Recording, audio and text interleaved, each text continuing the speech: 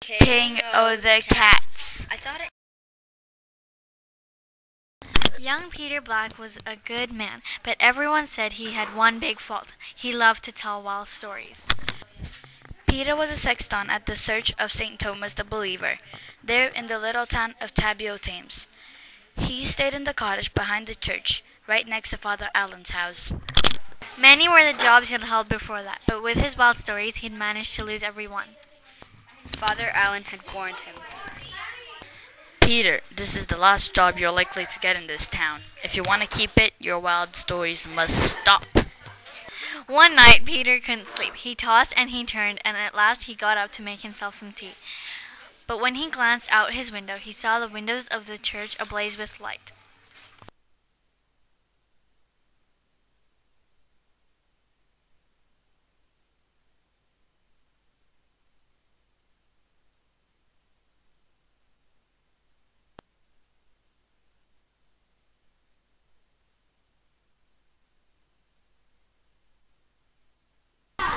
What in the world? There shouldn't be anyone there at this time of night, and how'd they get in anyway? Peter pulled on a coat, crossed the yard, and quickly unlocked the back door. As he crept through the vestry, he heard a sound from the church. What in the world? There shouldn't be anyone there at this time of night, and how'd they get in anyway? Peter pulled on a coat, crossed the yard, and quietly unlocked the back door. As he crept through the vestry, he heard a sound from the church. Meow, meow. Sounds like a cat, but I never knew a cat to light a candle. He peered around the curtain hung at the church entrance, and what he saw made him gasp. There was not one cat, but hundreds of cats, of every size and coloring. They filled the pews, and all of them sat upright just like people. On the steps to the altar, a big black cat, the biggest cat Peter had ever seen, was kneeling with his head bowed. Standing above him with his paws upraised was a black cat in bishop's robes intoning, Meow, meow.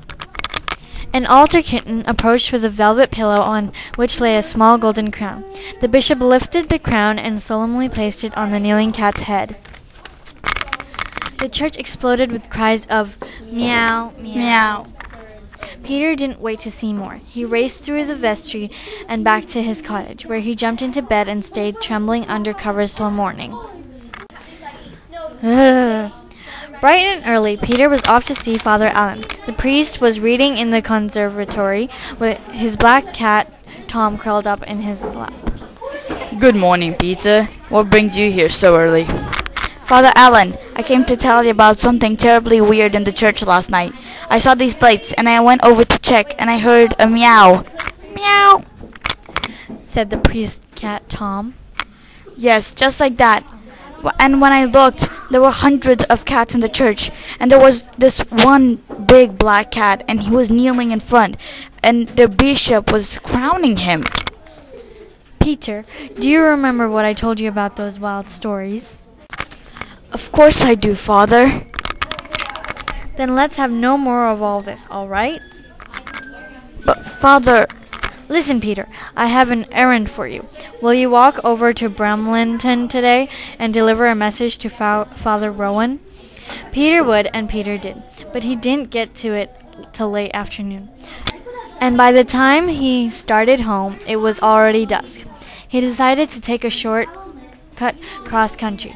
He was halfway through a meadow and up to a stand of trees when he heard a commotion. From behind the meadow came the barking of a dog and a chorus of meow, meow. Is it those cats again? Said Peter in alarm, ducking behind a tree. An Irish setter raced into the meadows, barking for all it was worth. Right behind were a dozen cats with bows and arrows, riding on the backs of brindled foxes. The big black cat at their head was wearing a golden crown. At first, Peter thought the setter was leading the cat on a trail of their quarry. Then he realized, they're hunting the dog. as the cat with the crown rode by a large rock, his fox tripped and stumbled, and the cat went flying. He struck his head on the rock and lay still. The other cats gave up the chase and crowded anxiously around him. Then with loud, mournful cries of Meow, meow, They lay him over the back of his fox and returned the way they had come. Oh my god.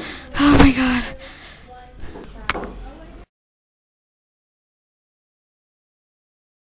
He found Father Allen at supper with his cat, Tom, nibbling from a dish by the table. Father, it's about those cats. I was crossing a meadow and I heard a dog barking and all these cats crying meow. Meow, said Tom. Yes, just like that. And the cats came riding in the meadow with foxes and all them chasing a dog, but the cat with the crown fell and hit his head and Father, why is Tom staring at me like that? Father Allen put down his fork. Peter, I have warned you enough about your wild stories. Now if you come talking to me like this again, I am going to have to let you go. Do you understand? But Father, it's no story, I swear it. That's enough, Peter. Now, I am sorry to ask you so late, but I have another chore for you. Miss Pennyweather has passed away suddenly, and tomorrow is the funeral. I need you to dig her grave. Tonight. So it was that Peter was digging in the graveyard by the light of the full moon. It was hard work, and he had to keep resting, and it wasn't till right around midnight that he finished. Just as he was about to climb out, he heard a distant meow. Then again, Meow. and again. Meow. It's the cats.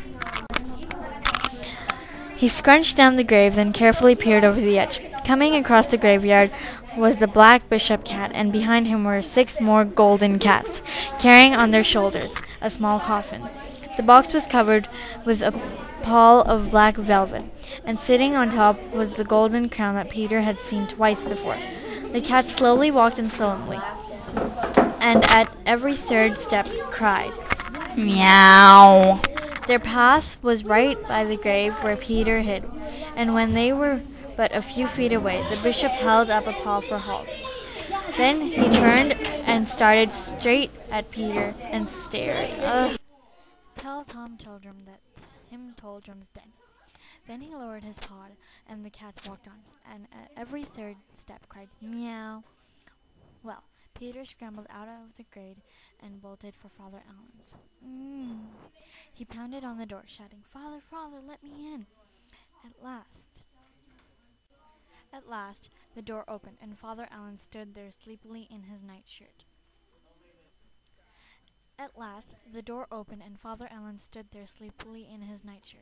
Peter, what's going on? Let me in, Father, please, and I'll tell you. Father Allen led him into the library, where Tom yawned and stretched on his cat bed. Now, what is this all about, Peter? Father, you've got to believe me. I was digging Mrs. Pennyweather's grave when I heard a meow. Meow, said Tom. Yes, just like that. And I saw 7 golden cats and 1 bishop.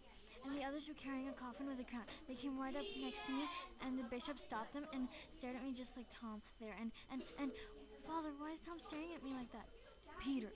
But Father, I tell you, you spoke to me, and he gave me a message to tell Tom Tildrum that Tim Tildrum's dead. But how can I tell Tom Tildrum that Tim Tildrum's dead if I don't know who Tom Tildrum is? Peter, this is the last straw. I've warned you again and again. Father, look at Tom, look at Tom. Tom was swaying, and Tom was swelling, and Tom was standing on his 2 hind legs. And then Tom spoke. What? Tim Tildrum's dead? Then I'm king of the cats.